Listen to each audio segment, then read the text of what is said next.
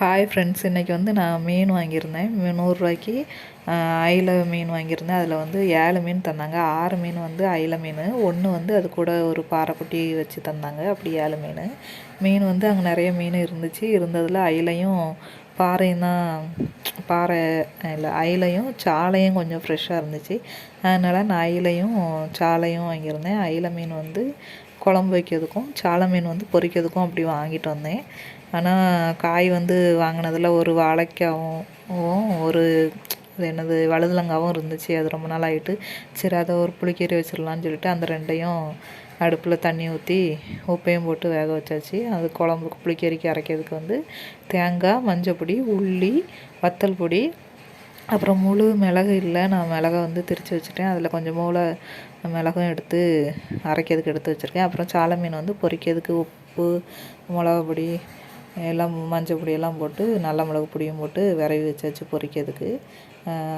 இதையும் வந்து அரைச்சிட்டேன். புளியையும் எடுத்து வச்சுருந்தேன். அந்த ரெண்டையும் அரைச்சதையும் புளியையும் கரைச்சி அதில் ஊற்றியாச்சு. ரொம்ப தண்ணியாகவும் இல்லாமல் கட்டியாகவும் இல்லாமல் ஒரு புளிக்கறி வச்சாச்சு. இதுக்கு தாளிப்புக்கு மெயினாக வந்து பொடி உள்ளியும் வெந்தயமும் தான் முக்கியம். ஏன்னா அந்த ரெண்டும் போடும்போது தான் அந்த மணம் வந்து நல்லாயிருக்கும், வாசனையாக சூப்பராக இருக்கும் டேஸ்ட்டு.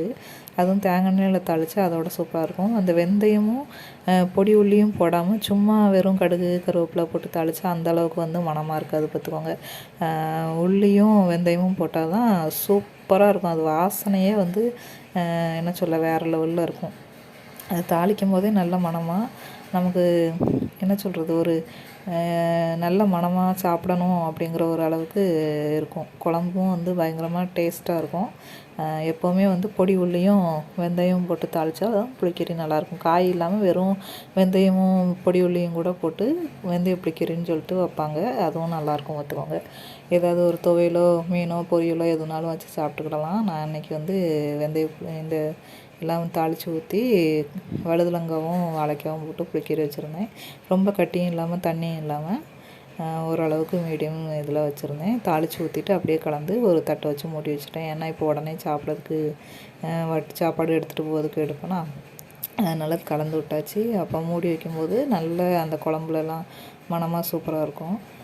அதுக்கப்புறம் அதே சட்டியில் கொஞ்சம் எண்ணெயும் ஊற்றி சாலை மீனையும் பொரிக்கிறதுக்கு எடுத்து போட்டாச்சு. இப்போ மீனையும் பொரிச்சிட்டு சாப்பாடு எல்லாம் எடுத்துகிட்டு வேலைக்கு கிளம்ப வேண்டியதான்.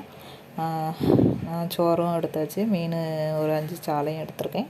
அப்புறம் குழம்பும் புளிக்கறி ஒரு வட்டையில் எடுத்து வச்சாச்சு.